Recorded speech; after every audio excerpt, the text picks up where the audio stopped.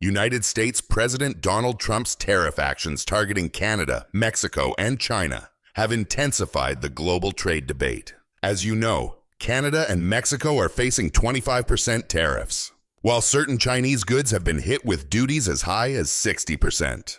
Europe was next on Trump's list. European officials are set to deliberate over his latest tariff threats as they convene in Brussels for a defense summit. Fears of an escalating trade war are mounting after the president imposed sweeping tariffs. It will definitely happen with the European Union, I can tell you that, because they've really taken advantage of us. And, you know, we have over a $300 billion deficit. They don't take our cars, they don't take... Nous, on pense que la priorité, elle est à cet agenda stratégique et sécurité de nos frontières. Et si nous étions attaqués sur des sujets commerciaux, l'Europe, comme une puissance qui se tient, devra se faire respecter. Trump insisted that new tariffs would be revealed shortly and warned that the UK would have to deal with this issue for an extended period. His remarks sparked widespread alarm among EU nations. While EU representatives were assessing the impact of Trump's tariff policy, French President Emmanuel Macron took a decisive countermeasure. In a move that likely caught Trump off guard, Macron issued strong remarks regarding trade policies. We will analyze Macron's statements in depth and examine how other EU nations responded. But before we dive in, be sure to subscribe to our channel, enable notifications, and hit the like button to stay updated with our latest content. As European leaders called for urgent discussions to address Trump's tariff threats, Macron made an unexpected declaration. The French president announced that EU nations would take retaliatory measures if American tariffs endangered European economic interests. Speaking at the informal EU Defense Summit in Brussels, Macron emphasized that if the United States escalates trade tensions, Europe, as a global force, must assert itself and respond accordingly. He urged for a more unified and forceful reaction to mounting global trade pressures. The French president emphasized that Europe must bolster its industrial and technological base, ramp up defense investments, and take a more strategic approach to economic policy in order to lessen reliance on external powers. He also proposed a comprehensive action plan that includes boosting funding from both public and private sources, restructuring the European Investment Bank's financial mechanisms, and prioritizing domestic industries in procurement strategies. Macron urged EU allies to match France's efforts in expanding defense expenditures, insisting that collective action in critical sectors was essential. Macron's remarks were widely interpreted as a direct counter to escalating trade frictions with the United States following President Trump's inauguration. In other words, the French leader was already laying the groundwork for a strong European stance against Trump's aggressive economic policies. French Industry Minister Marc Farage contended that negotiations with Washington should incorporate a strategic power balance. According to him, any countermeasure had to target goods vital to the American economy and be impactful enough to make a difference. François Villeroy de Galhau, governor of the Bank of France, condemned Trump's trade penalties as excessive and damaging. He warned that these tariffs would heighten financial instability and pose a serious threat to global markets. Meanwhile, the EU leadership continued in-depth discussions on the issue. Kaja Kallas, the bloc's chief foreign policy official, stressed that no one would emerge victorious from an all-out trade war. European Council President Antonio Costa stated that EU nations were aligned with NATO Secretary General Mark Rutte, in the belief that a stronger European defense sector would ultimately reinforce transatlantic ties. Rutte pointed out that the U.S. exports significantly more military equipment to Europe than it imports in return, emphasizing that there was already substantial financial activity in the sector, with even greater investments on the horizon as European NATO members ramp up their defense expenditures. In his view, as military budgets expand, the United States stands to benefit significantly, giving Donald Trump even more leverage in trade disputes. European leaders also threw their support behind Macron's firm stance on U.S. tariffs, arguing that the EU should take a more active role in addressing the issue. German Chancellor Olaf Scholz maintained that the European Union had the economic strength to counter any American trade penalties. But he stressed that the ultimate goal should be fostering cooperation. We must do everything possible to avoid these completely unnecessary and foolish trade conflicts, Scholz asserted. I think that we have to do everything to avoid this totally unnecessary and stupid tariff wars or trade. Polish Prime Minister Donald Tusk, who views the US-EU alliance as crucial, warned that escalating trade tensions would be a strategic mistake, particularly given the looming threats posed by Russia and China. Meanwhile, Danish Prime Minister Mette Frederiksen made it clear that while Copenhagen opposed conflicts between allies, any harsh tariff measures imposed by Trump's administration would trigger a united and forceful European response. Despite the rising tensions, European leaders advocated for renewed dialogue with Washington to prevent further economic confrontation. Will harm citizens, no matter where they reside. Irish Prime Minister Michael Martin stressed that protectionist policies ultimately harm citizens on both sides of the Atlantic and urged the US and EU to adopt a collaborative approach on trade. Similarly, Finnish Prime Minister Petteri Orpo insisted that Europe must engage in direct negotiations with Trump, while also identifying Russia as the continent's most pressing geopolitical threat. I think that it's not enough to have a banking union, we also need to have a defense union. Luxembourg's Prime Minister Luc Frieden asserted that Europe must go beyond a banking union and establish a unified defense strategy. He argued that while retaliatory tariffs might seem like an appropriate response, trade barriers ultimately harm all parties involved. Meanwhile, Spain's economy minister Carlos Queiroz reiterated that the European Union supports open markets and globalization. However, he cautioned that the EU must not be naive, emphasizing the need to protect European industries to ensure fair competition on a global scale. While most EU leaders endorsed Emmanuel Macron's stance, they remained committed to resolving the tariff dispute through diplomatic negotiations. Macron, however, has been the most vocal European leader in opposing Trump's proposed trade policies. If Trump opts to escalate tariffs rather than seek a resolution with France, how will this impact US-French relations? Surprisingly, tensions between the two countries had already been rising even before the latest tariff threats.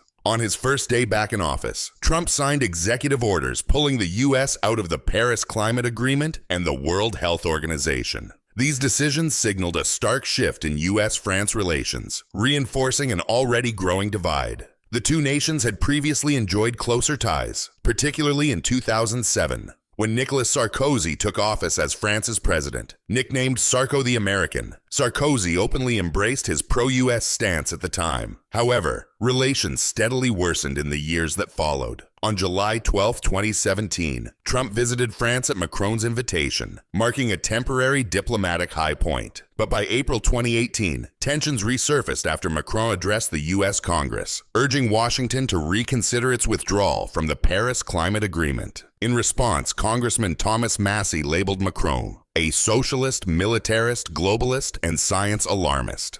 By late 2018, Trump publicly ridiculed Macron over his stance on nationalism, trade policies, and military proposals, even mocking France's World War II defeat. This came just after Trump's controversial visit to Paris for the Armistice Day Centennial, which was met with criticism in both France and the US. The strained relationship deepened further in December, when Macron condemned Trump's decision to withdraw American forces from Syria. In April 2019, France's departing ambassador to the U.S., Gerard Araud, described the Trump administration as increasingly isolated. By November of that year, Macron openly questioned America's commitment to European security.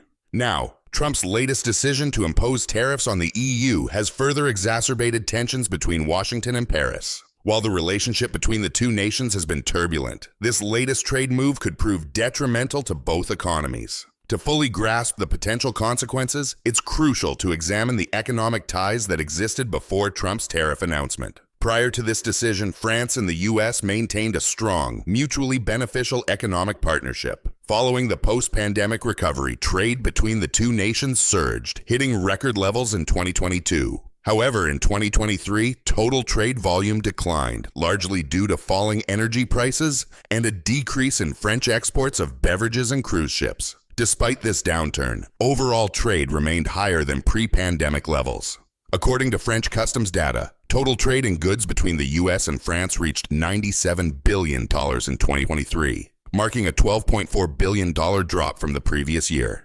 Imports and exports declined across nearly all major sectors, while France's trade surplus stood at $15.9 billion. Trade in services, however, rose slightly by 2%, reaching $70.4 billion. French service imports increased by 1.7% to $27.3 billion, while exports of goods grew by the same margin to $43.2 billion. The U.S. ranked as France's fourth largest customer and fifth largest supplier in 2023. For 4 consecutive years, France had maintained a trade surplus with the U.S., but by 2022, this had shifted into a $13.3 billion deficit. By 2023, the deficit narrowed to $6.6 billion. French exports to the U.S. were led by aeronautics, pharmaceuticals, and beverages. However, all 3 sectors saw a downturn compared to 2022, with beverage exports suffering the sharpest decline, dropping by $1 billion or 20.6%.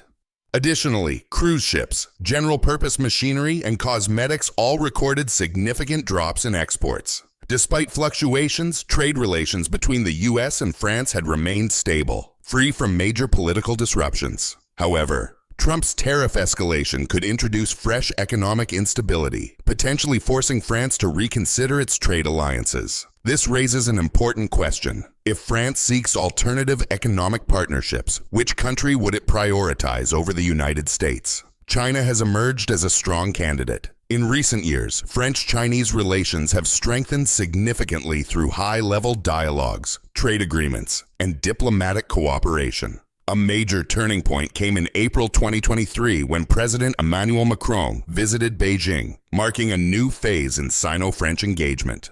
During this visit, multiple new agreements were signed, further solidifying the growing partnership. Both nations called on the international community to address the broader impacts of global conflicts and pledged to support diplomatic efforts to resolve the Ukraine crisis. Following the summit, more developments emerged, highlighting Chinese President Xi Jinping's positive outlook on economic ties with France. The signing of 18 cooperation agreements between French and Chinese businesses demonstrated renewed optimism and underscored the benefits of increased engagement. A year later, in May 2024, Xi met with Macron in Haute-Pyrénées, France. Their discussions spanned a wide range of global issues, reinforcing mutual commitments to strengthening bilateral relations, not just between China and France, but also between China and the European Union. Macron emphasized the importance of maintaining Europe's strategic independence while cultivating deeper ties with China.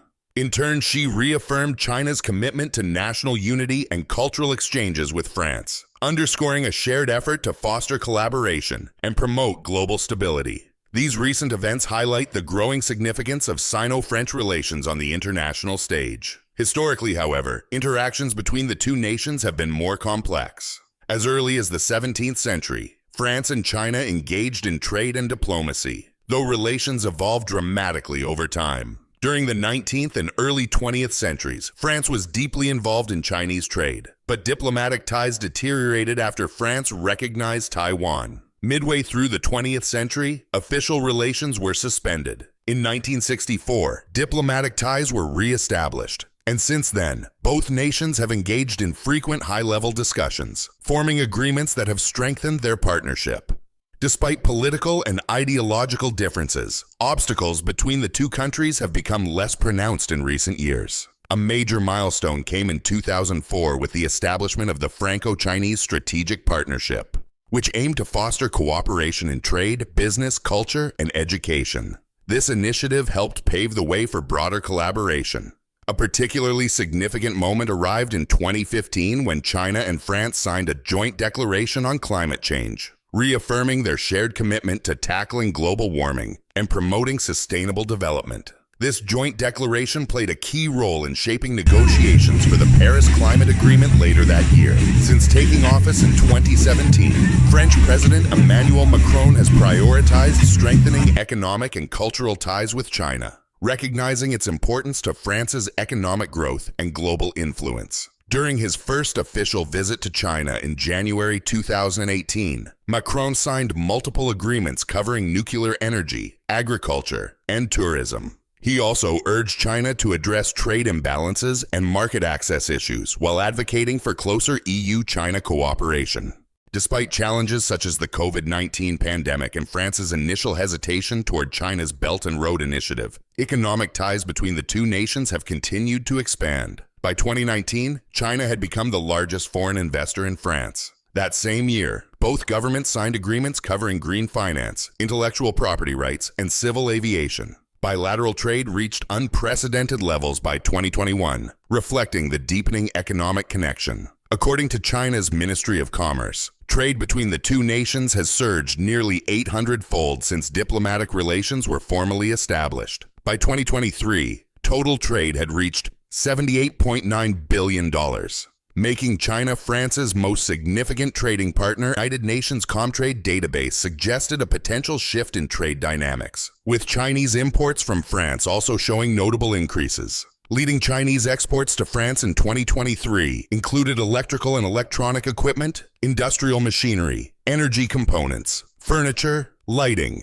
prefabricated buildings, and various vehicles. Ultimately, these developments make it clear that France has a viable alternative in China as tensions escalate with the U.S. over tariffs. With Donald Trump applying increased pressure on the European Union, Emmanuel Macron's latest firm and vocal stance raises the likelihood that France will expand its trade activities with China. This shift represents a significant challenge for both the U.S. and the EU. For this reason, experts argue that the tariff dispute between the U.S. and Europe should be resolved through diplomacy rather than economic retaliation. The outcome of this ongoing trade battle remains uncertain, and only time will tell which path the two sides will ultimately take. Thank you for watching.